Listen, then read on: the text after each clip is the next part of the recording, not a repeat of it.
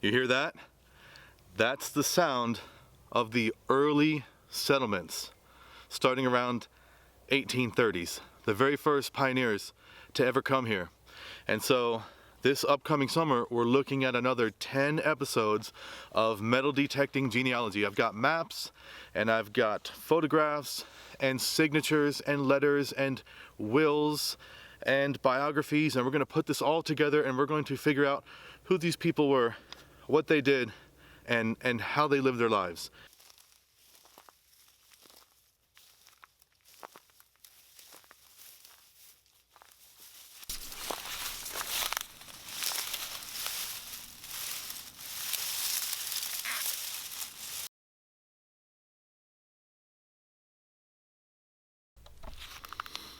It's a winter-killed deer,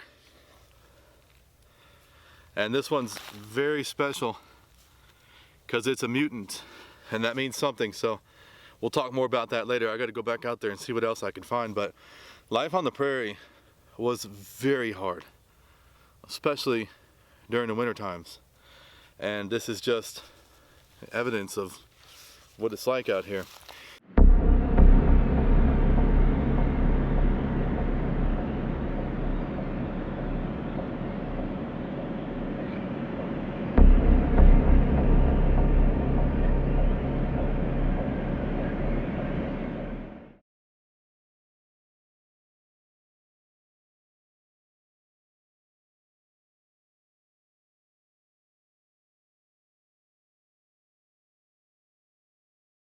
It's a mutant. You see it? It's got perfect rack on this side, and this side is severely deformed. And so the deal is that this is a glitch. This is a glitch in the animal's DNA. And the DNA by nature is supposed to glitch. It's in the design. And so what happened was there's these little biochemical machines inside cells called ribosomes, and these ribosomes, they read the genetic information and they build proteins based on how they interpret the information. And in this case, the ribosomes interpreted the information as build a mutated antler with spikes down here and a huge wide beam here. And so that's supposed to happen. You see, if that didn't happen, then all of these animals would eventually dead end, because animals have to change in order to adapt to their changing environment. And if they don't, then it's game over. And so every time you look at an animal, you're looking at a culmination. You're looking at an aggregation of glitches that have all come together and worked. And if the glitch gives the animal an advantage, then the animal survives, reproduces, and the glitch perpetuates. If the glitch gives the animal a disadvantage, then the animal is supposed to die out. That's how it's supposed to work. Now, the reason why that happens is because of this right here. You see, when the Earth wobbles, and it does this every 20,000 to 100,000 years, when the Earth wobbles, it kind of like changes the orientation of the magnetic poles, and the magnetic poles, they kind of wander around.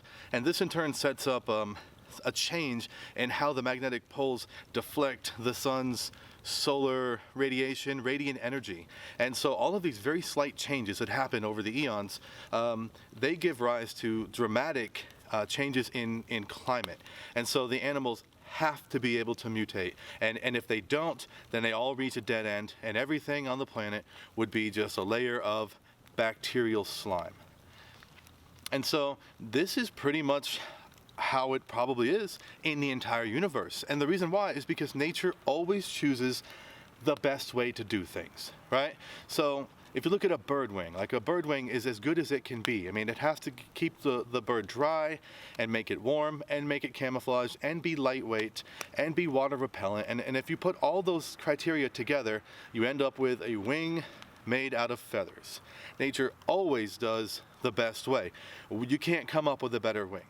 And so when you think about DNA, and DNA is made out of carbon and nitrogen and phosphorus, and when you think about DNA, that's probably the best way that nature has come up with. And considering that there's carbon and nitrogen in the universe for as far as we can see, considering that this exists for as far as we can see, probably whatever life there is in the universe is made out of DNA, and it's carbon based, and there's